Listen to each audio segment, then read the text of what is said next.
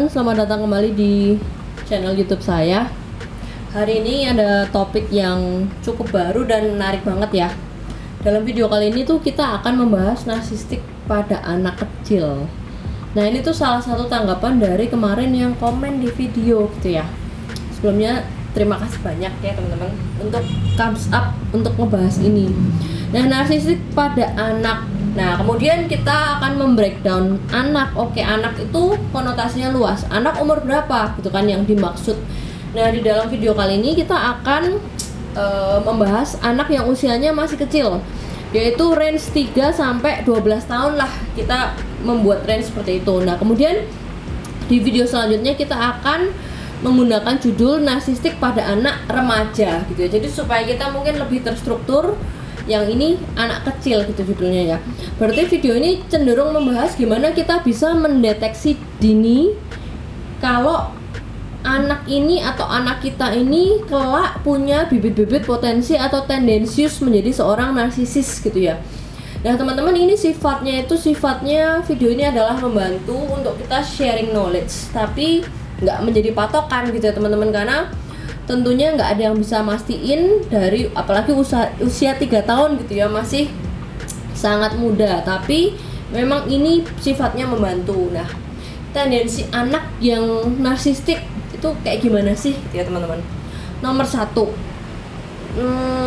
dari polanya atau kebiasaannya itu suka mengambil alih gitu ya, suka mengambil alih, dan biasanya itu yang paling sering mengambil alih perhatian. Nah, semisal kita sedang ngobrol santai, orang tuanya lagi melakukan suatu hal, atau mungkin ada keluarga yang datang, atau mungkin lagi berbincang-bincang, sedang berkumpul.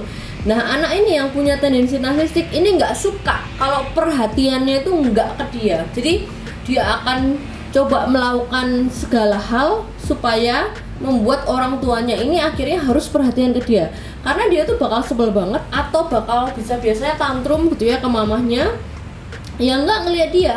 Mungkin dia lagi melakukan suatu hal, lagi lari, lagi jalan, lagi guling-guling, dan dia tuh merasa kalau nggak dilihat, atau mungkin mamahnya sedang melakukan hal yang lain, dia tuh akan menunjukkan ungkapan yang nggak suka gitu ya teman-teman. Kemudian yang nomor 2, ada glimpse of yang merendahkan anak kecil lain atau merendahkan orang lain, tapi versi anak kecil gitu ya. Jadi kelihatannya tuh kayak memang menang sendiri dan melihat anak lain itu lebih rendah dari dia, dan selalu seperti itu. Jadi memang mungkin nggak terlalu kelihatan banget karena memang masih anak kecil gitu ya, tapi bagaimana cara melihat orang lain dan bagaimana cara dia itu meninggikan diri itu kelihatan seneng kalau dia itu tampil lebih gitu ya teman-teman. Kemudian yang nomor 3, nah ini sih, anak kecil tuh juga bisa kelihatan loh, ada terkesan licik gitu ya. Liciknya tuh gimana ya? Walaupun kita tidak ngejudge gitu ya, tapi tuh seringkali dia tidak mau mengakui perbuatannya gitu ya. Misalkan dia udah jelas-jelas salah, tapi dia lebih senang ngambek aja deh. Jadi ketika dia ngambek, kemudian dia nangis atau dia tidak mengakui, dia tahu persis dia tuh bakal dimaklumi. Nah, ini adalah tahap perkembangan otak ya teman-teman.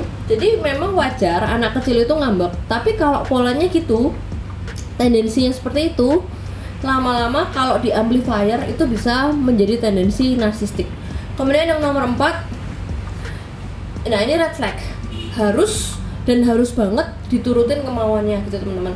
Ketika dia ingin sesuatu, ingin ke playground, harus, kalau enggak marah-marah, tantrum.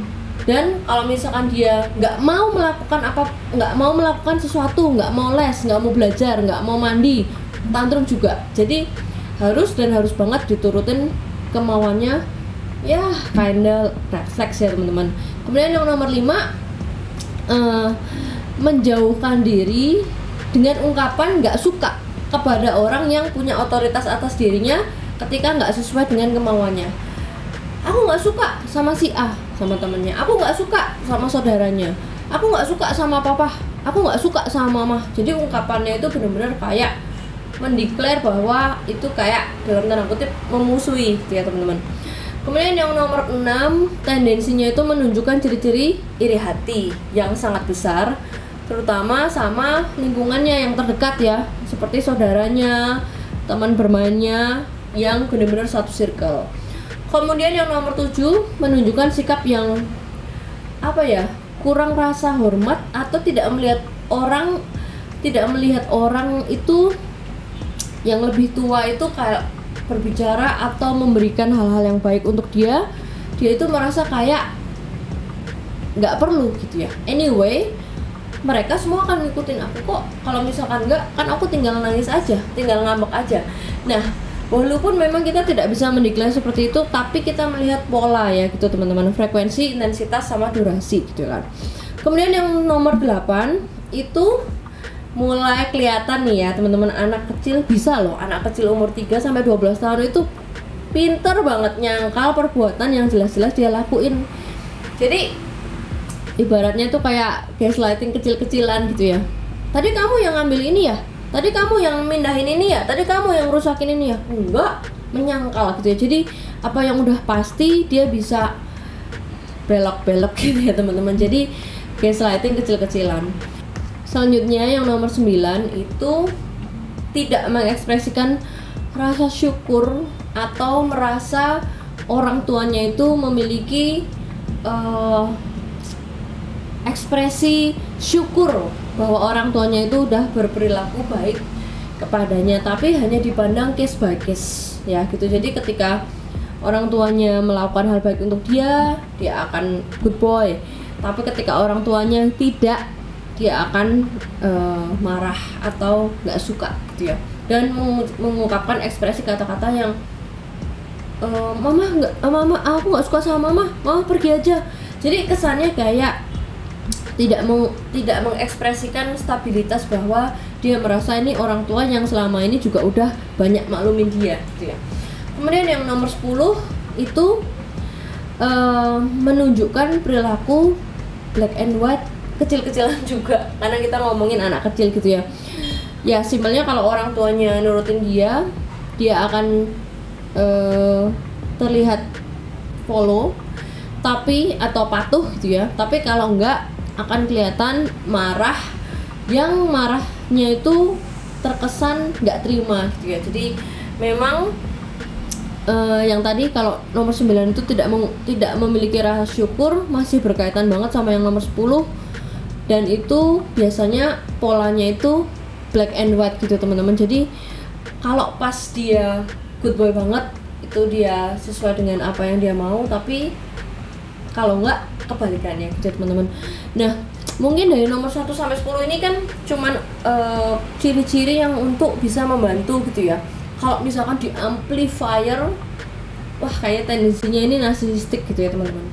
Nah, tapi untuk membedakan normal atau berlebihan dalam psikologi juga dipengaruhi oleh usia anak gitu ya. Karena range 3 sampai 12 juga bisa dinamikanya berbeda. Kemudian perkembangan dipengaruhi juga pertumbuhan mental anaknya, lingkungan keluarganya. Kemudian yang nomor 3 dipengaruhi juga dengan pola perilakunya dan pola hubungan sebab akibat dan refleks dan bagaimana orang tua menangani pola perilaku anaknya. Kemudian yang nomor 4 dipengaruhi juga gimana anak ini mengolah konsekuensi yang terjadi dari setiap perilakunya. Nah makanya dari yang nomor 4 ini penting banget.